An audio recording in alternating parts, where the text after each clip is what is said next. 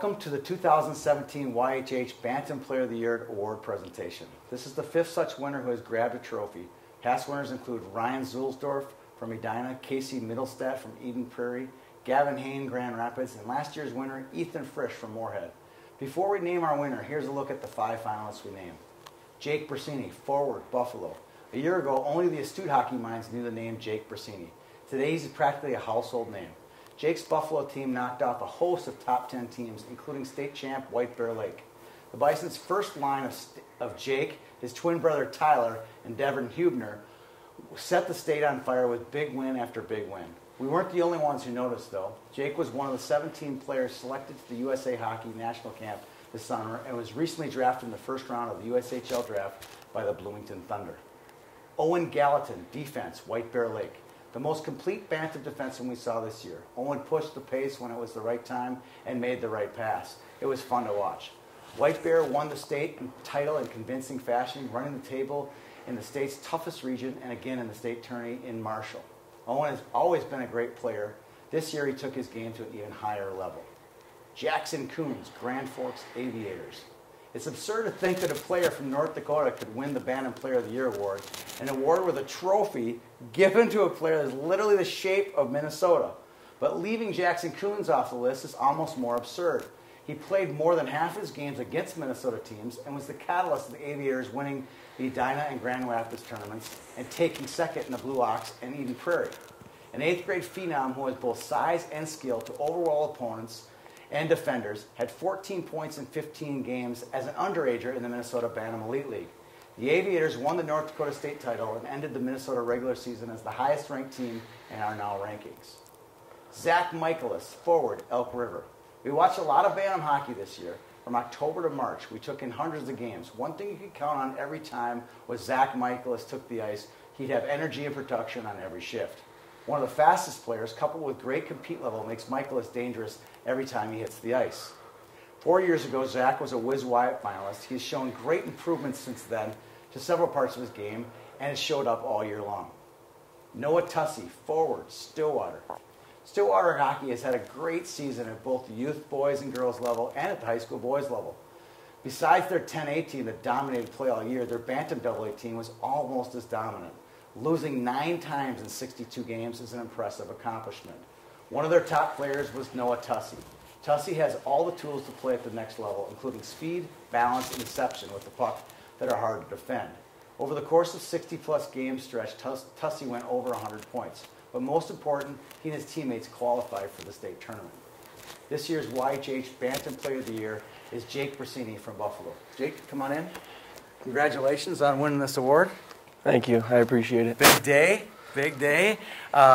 Big award. Big award. What were you thinking when you found out about the award this morning?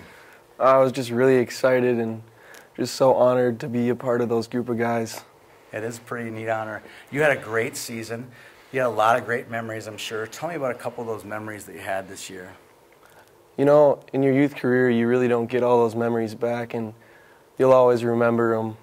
So playing with your friends is really a special part of the game you love and play. So, all right. I'm sure there's a specific memory for you. Was there a tournament or a game that really stands out for you this year? Well, when we drove up to Moorhead this winter. Spudtacular. Yeah, the Spudtacular. We were all playing good, and we were just up there to have a good time. We were up there to have fun. We would go in the hotel, and we would play video games and go swimming, and I don't know if that's a good thing to do, but it worked out okay though, yeah, right?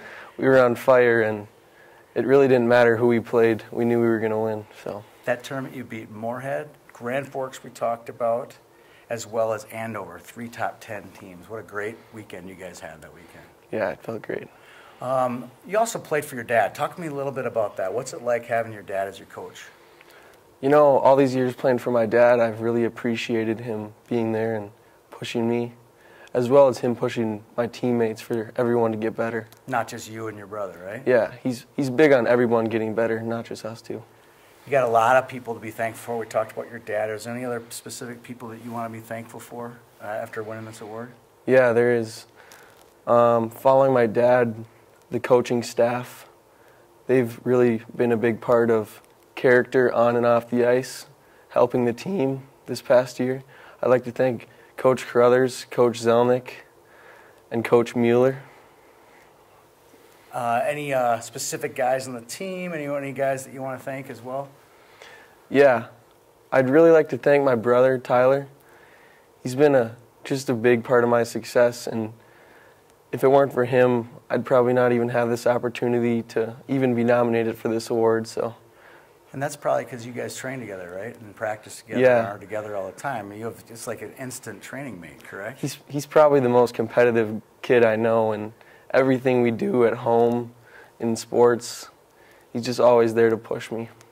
Are there any other influences, coaching influences that were big in your growth and development? Yeah, I've had the opportunity to be coached by a lot of good guys, and I've learned a lot, but one of the biggest guys is Corey Leyland. Former Gopher. Yeah.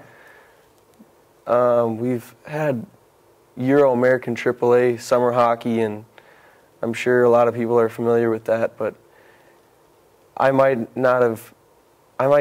should not have been on the team, and he believed in me. I don't believe that, by the way, but Yeah. keep going with it, right? Yeah, he pushed me, and he got on me a few times when we were younger. And But he believed in you too, yeah, right? I think that really helped. He took me to the next level in my game, so that helped my attitude, yeah. He was a great guy. What a great Yeah, opportunity he to is. play for your dad and play for Corey and all these other guys. And lastly, I'd like to thank, following my dad, my mom.